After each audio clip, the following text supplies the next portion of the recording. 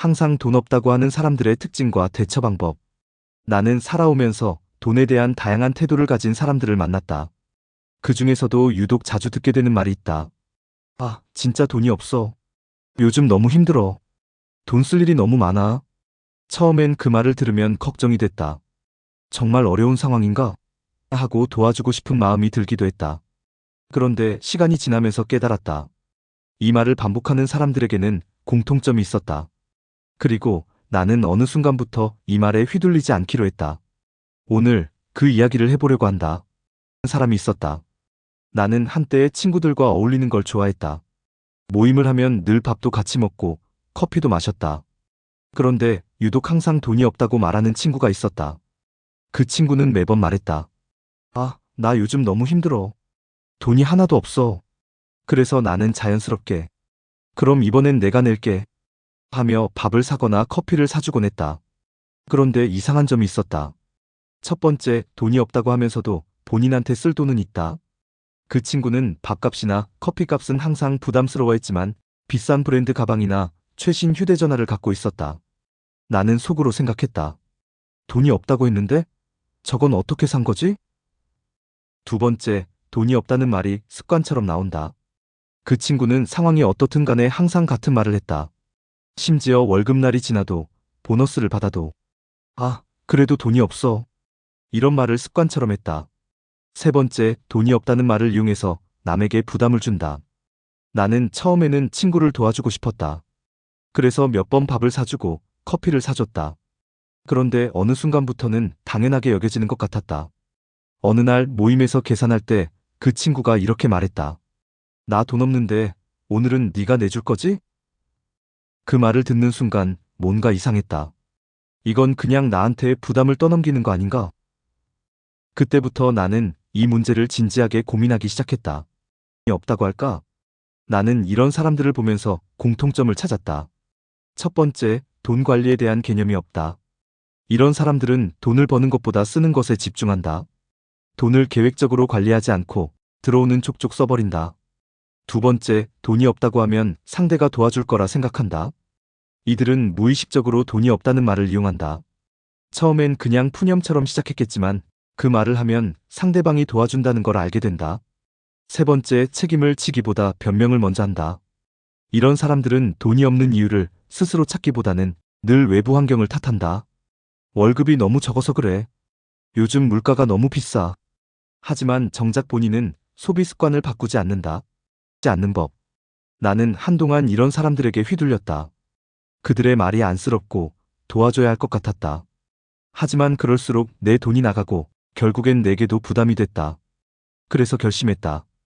이제는 휘둘리지 말자. 첫 번째, 돈에 대한 책임은 본인이 져야 한다. 이제는 친구가 나 돈 없는데라고 말하면 나는 이렇게 대답한다. 그렇구나. 그럼 다음에 보자.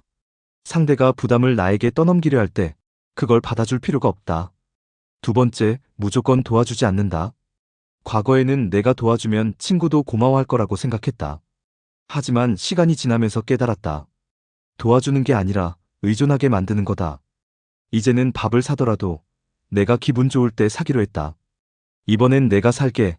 대신 다음엔 네가 사. 이렇게 자연스럽게 균형을 맞추는 게 중요하다. 세 번째, 돈에 대한 대화는 분명하게 한다. 돈에 대한 이야기를 애매하게 하면 상대는 계속 나에게 기대게 된다. 그래서 나는 이제 분명하게 말한다. 각자 계산하는 게 좋을 것 같아. 이번엔 네가 내는 거지? 이렇게 하면 상대도 쉽게 부담을 떠넘기지 못한다. 나는 항상 돈 없다고 하는 사람들과 반대로 돈을 잘 다루는 사람들도 봐왔다. 그들에게는 이런 특징이 있었다. 첫 번째, 돈을 관리하는 습관이 있다. 그들은 무조건 아끼는 게 아니라 수입과 지출을 잘 계획한다. 두 번째, 돈을 써야 할 곳과 안 써야 할 곳을 구분한다. 돈을 잘 쓰는 사람들은 필요한 곳에는 과감하게 쓰고 불필요한 곳에는 확실히 줄인다. 세 번째, 돈을 관계의 도구로 사용하지 않는다. 그들은 돈으로 사람을 얻으려 하지 않는다. 돈이 아니라 신뢰와 정성으로 관계를 만든다. 나는 이제 돈이 없는 게 문제가 아니라 돈을 대하는 태도가 중요하다는 걸 안다. 돈은 도와주는 것이 아니라 스스로 책임져야 하는 것이다. 진짜 어려운 사람과 단순히 의존하는 사람을 구별해야 한다. 내 돈을 지키는 건 결국 내 몫이다. 그래서 이제는 쉽게 휘둘리지 않는다. 그리고 진짜로 도움을 줄 사람이 누구인지도 구별할 수 있다. 여러분도 주변을 돌아보길 바랍니다. 당신의 돈을 이용하려는 사람이 있는지, 그리고 그런 사람들에게 휘둘리고 있지는 않은지. 오늘 이야기 여기까지입니다. 감사합니다. 다음 이야기는 왜 나는 돈을 쓰는데도 이렇게 힘들고 사람은 돈을 안 써도 저렇게 대접받을까? 입니다. 사람이 따르는 사람과 돈을 써도 욕먹는 사람 차이. 돈을 많이 쓰면 사람들이 따를까? 그렇지 않다는 걸 나는 직접 경험했다. 나는 한때 사람들에게 잘 보이려고 돈을 쓴 적이 있다. 밥을 사고 선물을 챙기고 술값을 계산하면서도 이 정도 했으면 나를 좋아하겠지? 그렇게 생각했다. 하지만 결과는 예상과 달랐다. 돈을 쓰면 쓸수록 사람들은 고마워하기보다는 당연하게 생각했고 어느 순간부터는 나를 만만하게 보기까지 했다. 그런데 내 주변에는 정반대인 사람이 있었다. 돈을 거의 쓰지 않는데도 사람들이 먼저 따르고 존경받고 신뢰받는 사람이었다. 그때 나는 궁금해졌다. 왜 나는 돈을 쓰는데도 이렇게 힘들고 사람은 돈을 안 써도 저렇게 대접받을까? 오늘 그 차이에 대해 이야기해 보려고 한다. 안녕하세요, 여러분. 오늘은 우리가 흔히 겪는 고민 중 하나에 대해 이야기해 보려 합니다. 바로 왜 나는 돈을 쓰는데도 이렇게 힘들고 저 사람은 돈을 안 써도 저렇게 대접받을까? 라는 질문입니다. 돈을 많이 쓰면 사람들이 나를 따를 것이라고 생각하곤 하죠. 저도 한때는 그런 생각을 했습니다. 사람들에게 잘 보이기 위해 밥을 사고 선물을 챙기고 술값을 계산하면서 이 정도 했으면 나를 좋아하겠지? 라고 믿었어요. 하지만 결과는 예상과는 달랐습니다. 돈을 쓸수록 사람들은 고마워하기보다는 당연하게 여기고 어느 순간부터는 저를 만만하게 보기도 했습니다. 그런데 제 주변에는 정반대의 사람이 있었습니다. 그는 돈을 거의 쓰지 않는데도 불구하고 사람들이 먼저 따르고 존경받으며 신뢰를 얻고 있었습니다. 그 모습을 보며 저는 궁금해졌습니다. 왜 나는 돈을 쓰는데도 이렇게 힘들고 저 사람은 돈을 안 써도 저렇게 대접받을까? 오늘은 그 차이에 대해 이야기해 보려고 합니다. 돈과 인간관계의 의미를 발견하며 우리가 놓치고 있는 중요한 무언가를 발견할 수 있을 것입니다. 나는 예전에 나처럼 돈을 쓰면서도 욕먹는 사람들을 많이 봤다. 그들에게는 몇 가지 공통적인 특징이 있었다. 첫 번째, 돈으로 관계를 유지하려 한다. 나는 예전에 이렇게 생각했다. 내가 돈을 쓰면 사람들이 나를 좋아하겠지? 그래서 항상 밥값을 먼저 계산했고 선물을 챙겼고 모임에서도 먼저 카드를 꺼냈다. 그런데 이상하게도 돈을 쓸수록 사람들은 나를 더 가볍게 대했다. 저 사람은 원래 쏘는 사람이야. 이런 분위기가 생기면서 나는 점점 이용당하는 느낌을 받았다. 나중에 깨달았다. 돈으로 만든 관계는 돈이 끊기면 끝난다. 두 번째, 돈을 쓰면서도 자격지심이 있다. 나는 속으로 이렇게 생각했다. 내가 돈을 쓰니까 나를 더 대우해줘야 해. 그런데 사람들은 그렇게 행동하지 않았다. 그래서 나는 서운했고 불만이 쌓였다. 그러다 보니 내가 썼는데 왜 저 사람은 나한테 이렇게 해? 이런 식으로 감정이 쌓였다. 하지만 내가 먼저 계산한 거였고 그들에게 고마워해야 한다는 생각을 강요한 것도 아니었나 싶다. 세 번째, 돈을 쓴 걸 티내고 싶어 한다. 예전에 친구들에게 밥을 샀을 때였다. 그날따라 유독 힘든 날이었고 솔직히 돈을 쓰면서도 내심 고마워해 주길 바랐다. 그래서 이렇게 말했다. 야, 내가 오늘 또 샀다. 너네는 언제 한번 사주냐? 그 말을 듣는 순간 친구들의 표정이 굳어지는 걸 느꼈다. 분명 나는 장난처럼 말했는데 친구들은 그렇게 받아들이지 않았다. 그제야 깨달았다. 돈을 쓰면서도 은근히 보답을 기대하면 결국 실망만 남는다. 사람의 특징. 내 주변에는 돈을 많이 쓰지 않아도 사람들이 먼저 따르고 좋아하는 사람이 있었다. 그들을 지켜보면서 나는 몇 가지 중요한 점을 배웠다. 첫 번째, 돈보다 존재감이 있다. 나는 한 친구를 떠올린다. 그 친구는 돈을 막 쓰지는 않았다. 하지만 모임에 있으면 분위기가 살았다. 유쾌하게 이야기를 풀고 사람들의 말에 진심으로 귀 기울였다. 그런 사람은 밥을 사지 않아도 자연스럽게 사람들이 함께하고 싶어 한다. 결국 중요한 건 돈이 아니라 그 사람이 가진 분위기와 태도였다. 두 번째, 돈보다 신뢰를 쌓는다. 돈을 많이 쓰지 않아도 주변에서 꼭 챙기고 싶은 사람이 있다. 그런 사람들은 평소에 남을 배려하는 행동을 한다. 아주 사소한 것들이었다. 이야기를 진심으로 들어준다.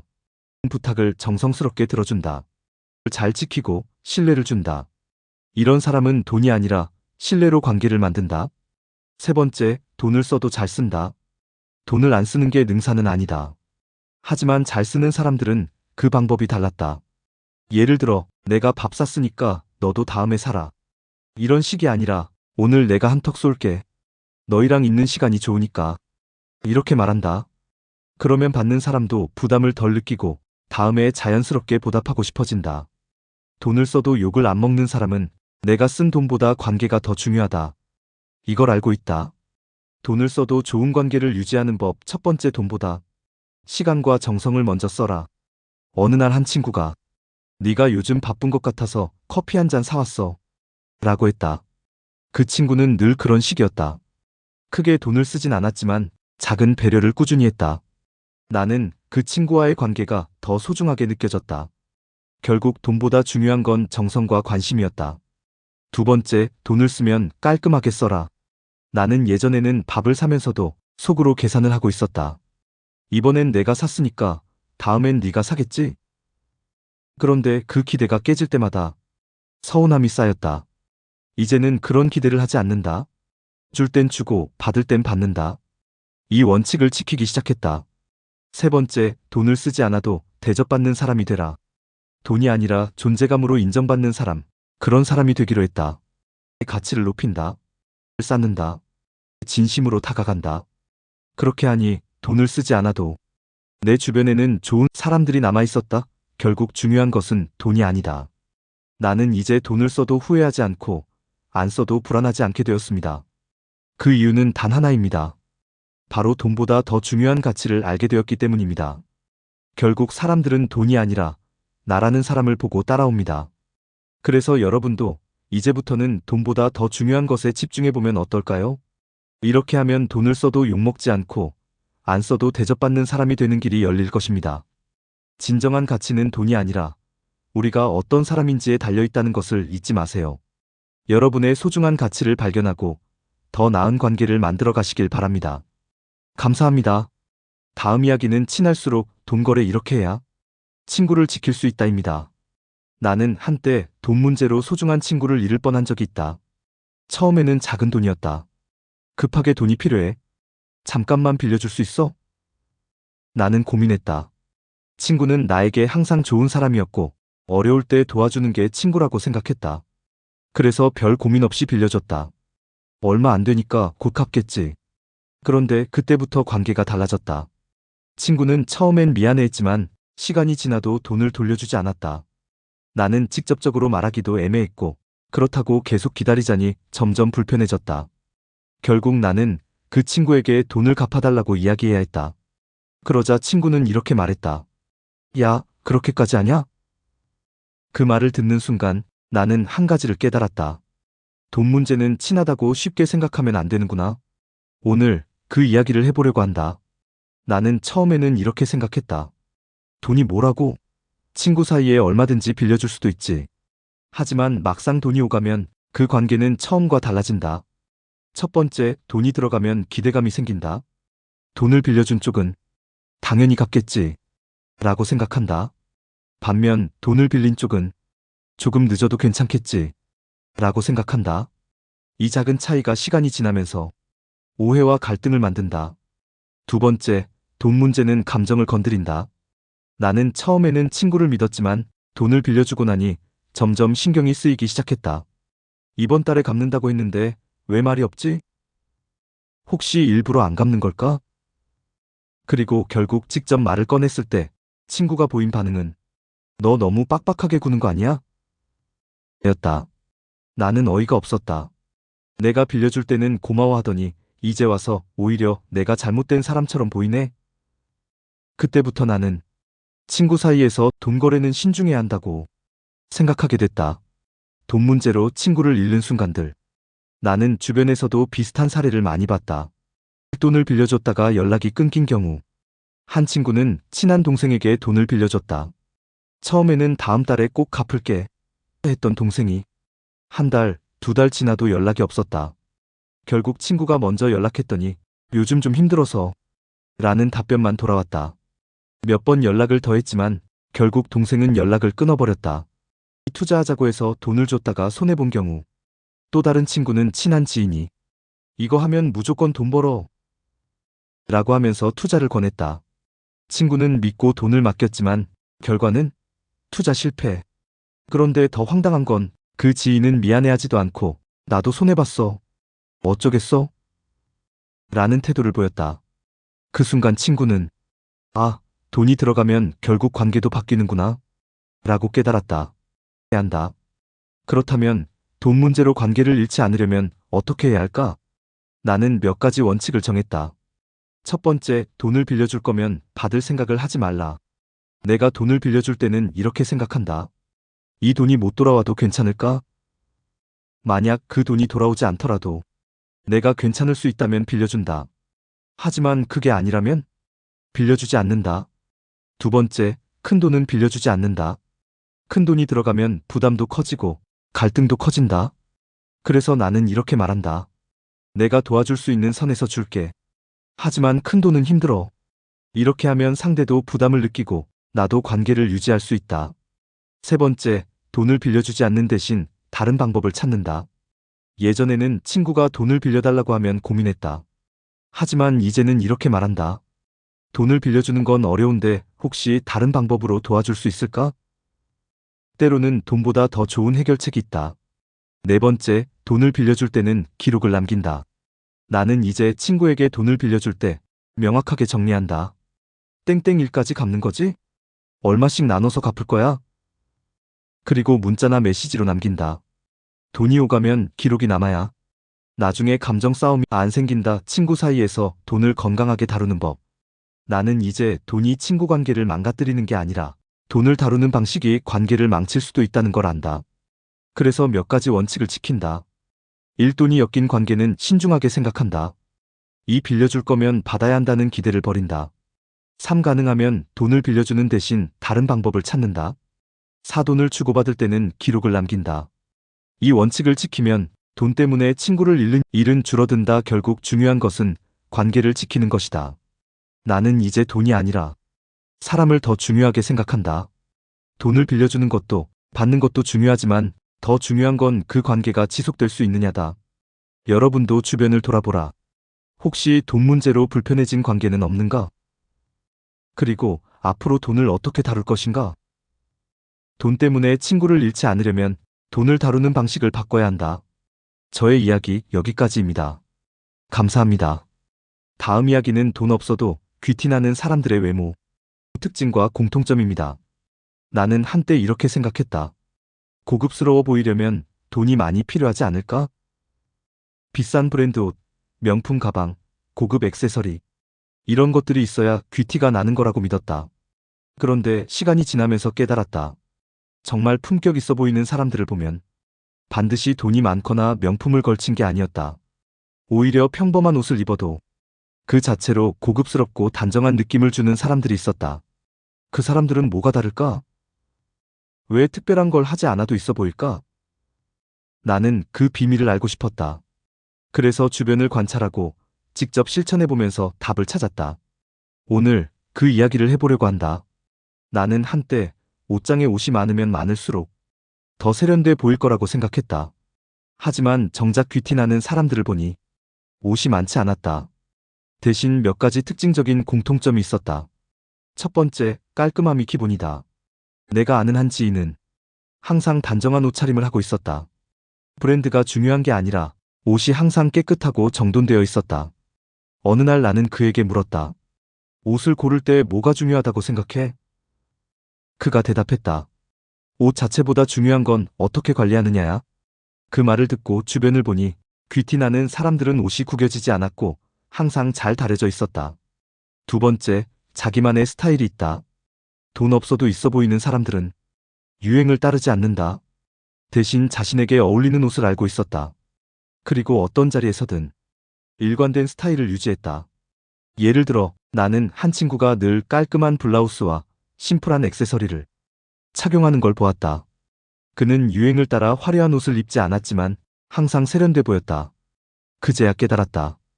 귀티는 돈이 아니라 일관된 스타일에서 나오는구나. 세 번째, 자세와 태도가 다르다. 아무리 좋은 옷을 입어도 자세가 구부정하고 표정이 흐리면 절대 품격 있어 보일 수 없다. 나는 한 모임에서 한 여성을 본 적이 있다. 그녀는 특별히 비싼 옷을 입지 않았지만 허리를 꼿꼿이 펴고 말투가 차분했다. 그런데도 사람들은 그녀를 보며 정말 세련돼 보인다 라고 했다. 그때 나는 깨달았다. 귀티는 외모만이 아니라 자세와 태도에서도 나온다. 그렇다면 귀티나는 사람들은 어떤 습관을 가지고 있을까? 나는 몇 가지 공통점을 발견했다. 첫 번째, 옷은 많지 않지만 기본템이 탄탄하다. 나는 예전에 옷을 많이 사면 세련돼 보일 거라고 생각했다. 하지만 정작 귀티나는 사람들은 옷이 많지 않았다. 대신 기본템이 깔끔했다. 심플한 블라우스, 잘 맞는 바지, 구두. 이렇게 기본적인 아이템만 잘 갖추면 과하게 꾸미지 않아도 단정하고 세련돼 보였다. 두 번째, 머리와 손톱을 깨끗이 관리한다. 나는 한 친구가 항상 깔끔한 인상을 주는 걸 보고 이유를 찾았다. 그 친구는 항상 머리가 단정했고 손톱이 정리되어 있었다. 그는 말했다. 사람은 옷보다 세세한 부분에서 고급스러움이 보이는 거야.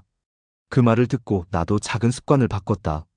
손톱을 깨끗이 다듬고 머리를 신경 쓰기 시작했다. 그랬더니 사람들의 반응이 달라졌다. 뭔가 더 단정해 보인다. 세 번째, 액세서리는 심플하게. 나는 한때 화려한 액세서리를 하면 더 있어 보일 거라고 생각했다. 하지만 귀티나는 사람들은 액세서리를 최소한으로 착용했다. 예를 들어 작은 골드 반지 하나, 심플한 시계, 깨끗한 가방. 이 정도만 해도 충분히 세련돼 보였다. 그때 깨달았다. 화려함이 아니라 절제된 스타일이 더 품격 있어 보인다. 나는 외모뿐만 아니라 귀티나는 사람들의 태도에서도 공통점을 발견했다. 첫 번째, 조급해하지 않는다. 나는 예전에는 대화를 할 때 빨리 말을 해야 할 것 같은 압박을 느꼈다. 하지만 귀티나는 사람들은 말을 천천히 차분하게 했다. 그리고 목소리가 안정적이었다. 그래서 나도 따라해봤다. 급하게 말하는 습관을 버리고 천천히 말하기 시작했다. 그랬더니 상대방이 내 말을 더 집중해서 듣기 시작했다. 두 번째, 상대방의 말을 끝까지 듣는다. 나는 한 지인이 항상 남의 말을 경청하는 모습을 봤다. 그는 상대방이 말하는 동안 절대 끼어들지 않았다. 그리고 고개를 끄덕이며 진심으로 듣는 모습을 보였다. 그 모습이 굉장히 품격 있어 보였다. 그래서 나도 실천해 보았다. 상대방의 말을 끝까지 듣고 짧게 대답하는 습관을 들였다. 그랬더니 나의 말 한마디가 더 무게감 있어 보였다. 결국 중요한 것은 돈이 아니다. 나는 이제 안다. 돈 없이도 귀티날 수 있다는 걸. 깔끔함이 기본이다. 자기만의 스타일이 있다. 자세와 태도가 다르다. 이것만 갖추면 굳이 명품이 없어도 충분히 품격 있는 사람이 될 수 있다. 나는 이제 더 이상 비싼 브랜드를 쫓지 않는다. 대신 나에게 어울리는 스타일을 찾고 작은 습관을 바꿔가고 있다. 그렇게 하니 나 스스로도 더 당당해졌다. 여러분도 한번 거울을 보며 스스로에게 물어보길 바란다. 나는 지금 어떤 인상을 주고 있을까? 나의 작은 습관이 나를 더 품격 있게 만들 수 있을까? 돈보다 중요한 건 나 자신을 어떻게 가꾸느냐다. 지금까지 제 이야기를 들어주셔서 정말 고맙습니다.